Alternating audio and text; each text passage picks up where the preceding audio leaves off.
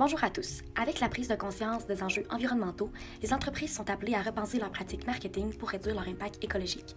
La distribution, qui représente une part importante des émissions de gaz à effet de serre, est un levier clé pour une stratégie plus durable.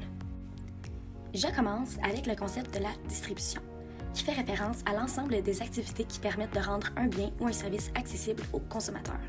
On peut aussi dire que distribuer des produits, c'est les apporter aux bons clients avec le bon assortiment, au bon endroit et au bon moment, en quantité suffisante et avec les services nécessaires à leur vente, à leur consommation et, le cas échéant, à leur entretien.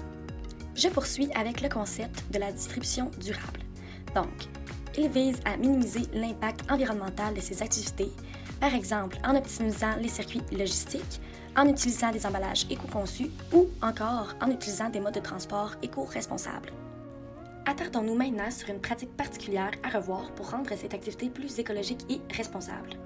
Donc, ma recommandation pour une entreprise qui souhaite durabiliser davantage son système de distribution serait de ne pas offrir la livraison express.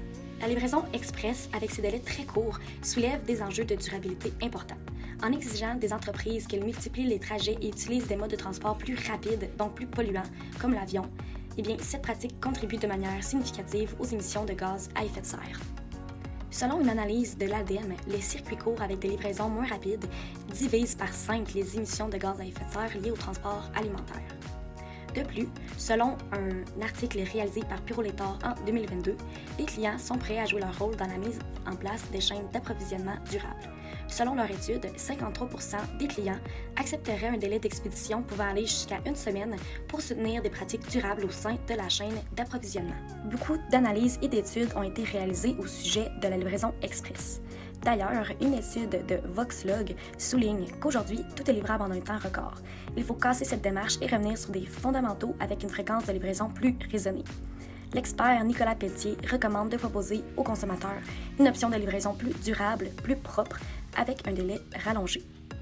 En lien avec la problématique que l'on vient de mentionner, je vous présente un extrait de Jérôme Landry, maire de Matane, donc retiré d'un article sur la transportation qui nous dit « Les réseaux de vente en ligne comme Amazon garantissent la livraison en 48 heures.